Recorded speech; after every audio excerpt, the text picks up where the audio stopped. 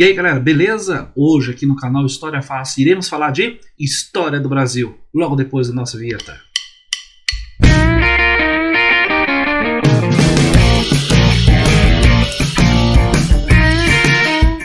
E quando falamos de História do Brasil, e temos como referência basicamente a questão das chamadas invasões holandesas, temos que perceber que essas invasões holandesas ocorrem justamente dentro do contexto que chamamos de União Ibérica. Vimos na aula passada de História do Brasil que essa União Ibérica ocorre a partir do momento que a unificação do Reino de Portugal e o Reino Espanhol em um só. Então, diante disso, lembramos que a Espanha era rival política e econômica dos holandeses.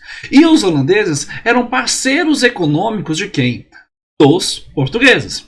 Diante disso, ocorre um rompimento de aliança entre Portugal e Holanda.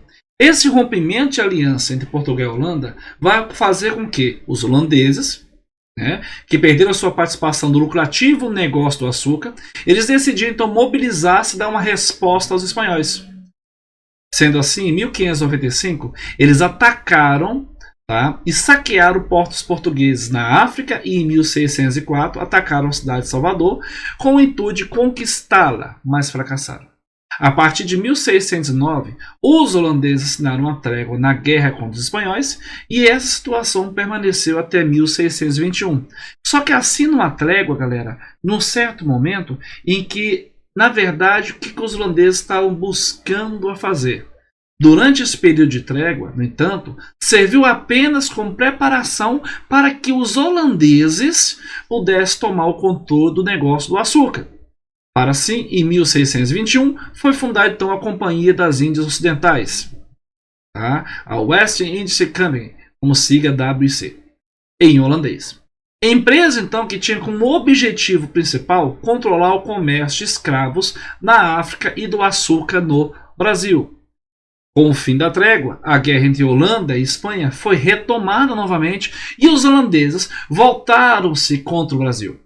Houve um primeiro ataque, então, na cidade de Salvador, na Bahia, em 1624.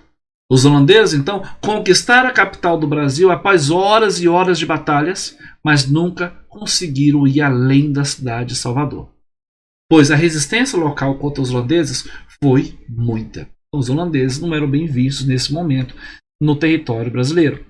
Diante disso, os holandeses ficaram em Salvador até meados de 1625, quando foram expulsos por causa da reconquista da cidade baiana, com a ajuda de 12 mil homens enviados pelos espanhóis. Expulsos, então, os holandeses continuaram agindo contra a Espanha, e por meio de ataques de corsários, lembramos que aqui são corsários. Corsários são piratas contratados pelo Estado. E um deles, a cidade de Salvador, foi saqueada em 1627. Disso, com o fim da trégua, essa guerra vai continuar, corsários vai saquear, e no ano seguinte, em 1628, os holandeses saquearam uma frota espanhola, rendendo então uma fortuna considerável para os cofres holandeses, para a companhia. Esse dinheiro foi usado então na preparação da esquadra que atacaria Pernambuco em 1630. Diante disso, com esse ataque em 1630, entramos numa etapa das invasões holandesas que nós falamos que é a invasão de Pernambuco, no qual você já ouviu falar que os holandeses ficaram um bom tempo nessa cidade. Em 1630, cerca de 7 mil homens foram enviados em uma esquadra organizada pela Companhia das Índias. A capital da província, então Pernambuco, foi invadida. No dia 14 de fevereiro de 1630, os holandeses conquistaram a cidade e logo em seguida transferiram a capital para Recife, considerando o local mais apropriado para montar as defesas contra possíveis invasores. Com isso, em 1630, continua-se esse processo de dominação feita pelos holandeses e a partir desse feito eles conseguem então estabelecer na colônia nordeste brasileira e tratar de expandi-la rapidamente. O objetivo era o quê? Aumentar os lucros, aumentar a riqueza, obter o controle daquilo que era o produto que os holandeses necessitavam, e o produto que necessitavam era justamente o açúcar.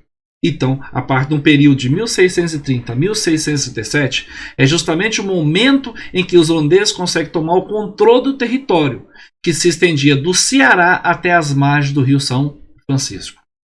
A segunda fase, então, da colônia espanhola, ou da colonização, da invasão holandesa, ficando louco espanhola, da colonização holandesa no Brasil, é a mais expressiva e marcou o ápice da presença neerlandesa no Brasil. Essa fase vai de 1667 até 1643. É que alguns livros de história classificam como um período da chamada Era de Maurício de Nassau, ou Maurício Nassau, que era um militar alemão convidado pela Companhia das Índias para se tornar governador-geral. E aí que nós falamos de administração de Nassau. Nassau procurou recuperar então a economia local a partir da reativação dos engenhos abandonados. De que maneira ele fez isso? Esses engenhos foram revendidos para interessados em remontá-los na região. Estavam abandonados. Fulano, você quer reativar aqui? Beleza, eu quero. Então tá aqui. Financio, te empresto dinheiro e vamos trabalhar. Além disso, Nassau procurou realizar reformas estruturais em Recife, construindo pontes, alargando ruas, procurando manter a cidade limpa, proibindo a poluição de afluentes próximos à cidade. Nassau também tinha grande apreço por artistas e cientistas, frutos de sua formação humanística. Tá? E incentivou a vida de diversos deles para o Brasil, onde eles vão buscar retratar o Brasil colonial desse período. Diante disso, um dos grandes problemas que Nassau vai enfrentar, e que a colônia vai afetar, no caso afetava a colônia brasileira, era o alto preço dos víveres. Quer dizer o quê? Que era tudo caro. Para tentar contornar isso, o que Nassau procura fazer? Ele procura obrigar todos aqueles que possuíam escravos a plantar certa quantidade de mandioca. Essa medida, então, não teve o sucesso esperado propriamente dito. Só que aí, a partir de 1640, a Companhia das Índias começou a enfrentar graves problemas financeiros, o que abalou então a saúde financeira da colônia holandesa e prejudicou então a relação de Nassau com os diretores dessas empresas, ou melhor dizendo, com os grandes latifundiários produtores de açúcar da região. O endurecimento então das condições dos holandeses em relação aos empréstimos concedidos aos donos de engenhos locais criou então a indisposição deles com os holandeses. Isso fortaleceu então o quê? Fortaleceu a circulação de ideias que defendiam o retorno dos portugueses. É interessante que a partir do momento que a questão econômica vira de lado e não interessa mais para essa elite latifundiária brasileira, rapidinho ela muda de lado. Ah, agora eu quero os portugueses de volta. Não, porque os holandeses não estão me agradando. É muito comum isso nas relações sociais. Isso, a partir de 1640, os portugueses passaram pela restauração, dando início, então, lá em Portugal, à subida no trono da dinastia de Bragança. O retorno dos portugueses ao trono de Portugal também contribuiu para que as ideias de reconquista do Nordeste fossem vinculadas. Portugal acabou dando início aos preparativos e uma guerra foi iniciada a partir de 1645. E essa guerra foi conhecida como Guerras Brasílicas. Tá? Os holandeses perderam força por conta dos problemas financeiros. E agravou ainda mais quando Nassau retornou para a Holanda. Os holandeses sofreram derrotas significativas em Guarapaz, na Batalha de 1648 e na Batalha de 1649. A partir de 1652, a Holanda entrou em guerra com a Inglaterra e assim os poucos recursos que iam para o Nordeste foram reduzidos mais ainda, fazendo com que os holandeses saíssem do Brasil e indo para as Antilhas.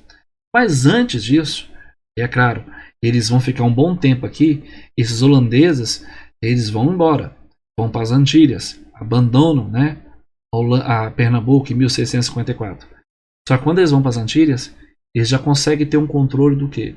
De toda a produção da cana-de-açúcar. E aí, de parceiro econômico de Portugal, a Holanda se torna concorrente de Portugal, concorrente econômica do açúcar.